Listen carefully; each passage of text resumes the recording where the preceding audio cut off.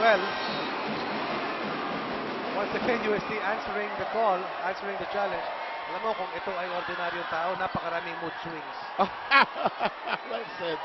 Well said. Well said. And we'll check with those mood swings. Watch this as we check on these PLDT My DSL highlights.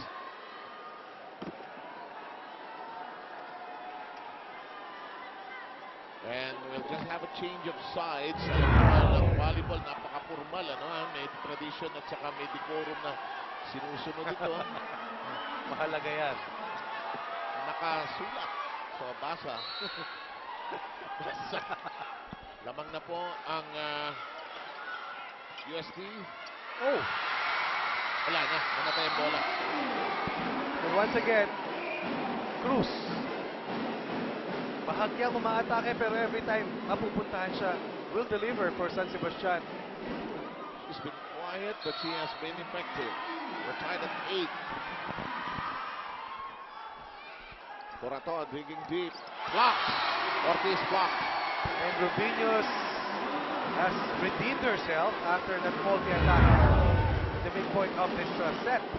Mighty Bond block. Brought to you by Mighty Strong.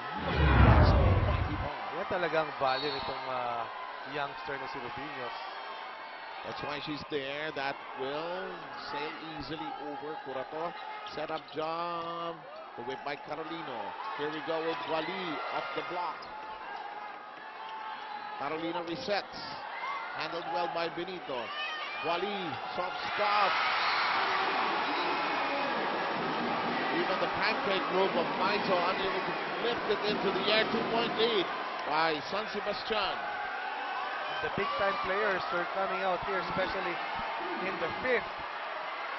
And it has been 3 straight points.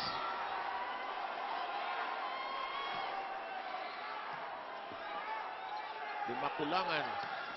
Oh! Not so fast. That's Michelle Carolino.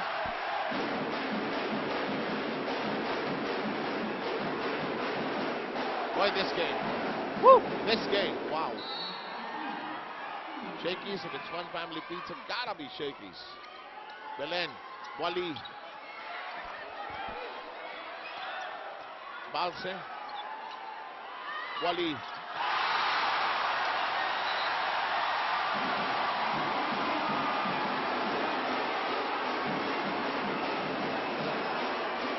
Straight points here by UST ties this game in the 5th set of 10 points. The free some fatigue there. You notice from Zheng Bo Lee. At this point, anybody's ball game. Of course. At this point, anybody's ball game. Look like a moment it was San Sebastian's. Wow. It's all about heart right now for both of these squads. Who wants it more?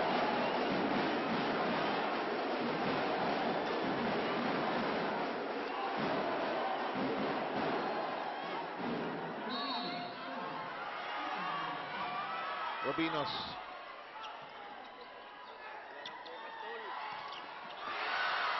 Digging in deep, Caballero, Carolino to the back row. Rubinos is there. Set up job now for Bali. Makulangan. Carolino.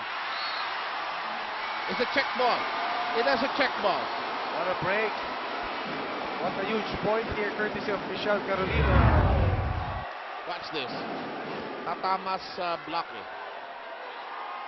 Yan, no? Gamanicure lang. Gamanicure. Gakuko. Gakuko. 11-all.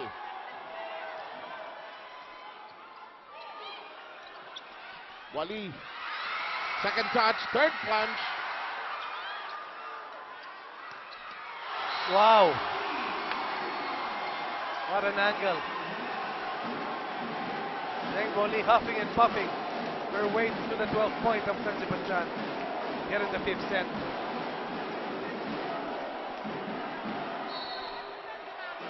Well, 11. 26 points, eh? Wow. Oh! UST crumbling at probably the last moment. Look at the coaching by Coach Ponce de Leon. That was really excellent. Muna tayo. Importante yan. First ball. Tapos set ball. Ha? Dalawang ball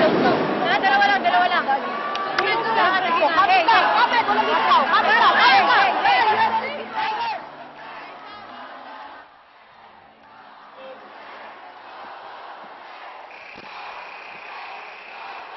A wide range of emotions being etched on the faces of the players, the fans. Boy, this is still anybody's ball game. Definitely San Sebastian has a huge advantage. 2 points away from sending this match into a rubber match.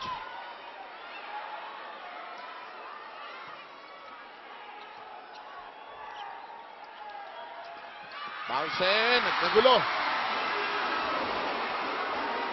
And the hush crowd was in anticipation of something dramatic. Oh, grabe yung Diba? haba nung silence Oo, na yun, ano? grabe. Parang nag-slow mo lahat. At napakaraming tao rito para tumahimik at the same time. Once again, UST threatening here with Dimakulangan on deck to serve. That could be a pivotal part of this ball game, regardless of who wins. Roses. Oh! Well done. What by a Roses. save! What And it a is- save! Oh! It is a match. It is match point. Wala na siyang pupuntahan, but because that running hit is his specialty, she was able to adjust in mid-air. And just a glimpse of one of the reasons why she was cited Wala siyang pupuntahan. as the MVP in this press conference. Do we have another game? Do we regroup on Thursday? We still will find out in the next couple of moments. Wally, Dimakulangan, Balse, Roses, blocked! UST still alive.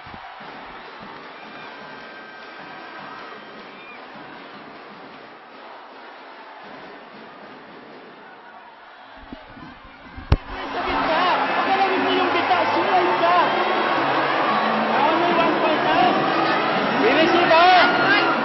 Kuya, huwag kang babalo sa gitna. Umislide ka. Sundan mo na yung kaliwete dito. Tayo rin receive, ha? Wala na tayo na.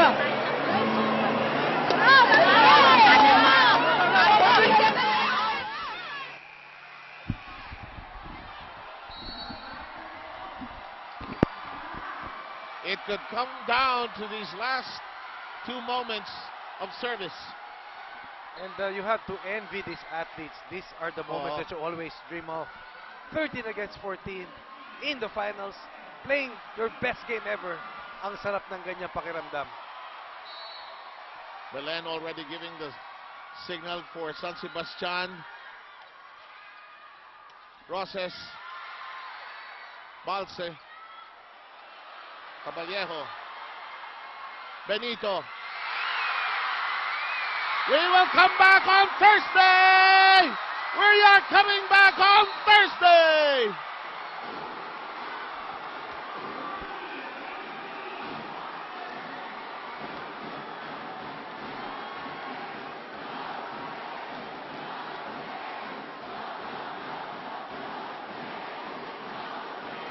San Sebastian surviving whatever UST had left and just digging in so deep into what they had, 15-13 and winning this thriller of a 5-setter. I don't think it's going to get any better than this, but there is going to be a 5th-game run in Misano. You talk about an epic series, and this is a classic game here in game number 2 of this match. What a way to end this match, as Joy Benito finishing off the Tigers, who are aiming for their 6th title here. Grabe. Grabe. And we will be talking with our best player of the game in just a short while.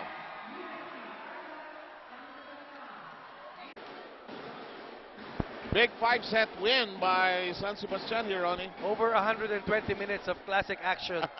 Truly, the viewers here today got their money's worth. Absolutely. Looking forward to Thursday. Okay, and here is a great highlight brought to you by PLDT MyDSL. And who is our choice as best player here today? Well, without a doubt, top scorer of the conference, just played so well against this classic defense by UST. Of course, Yengbo Lee. Go ahead, Dan.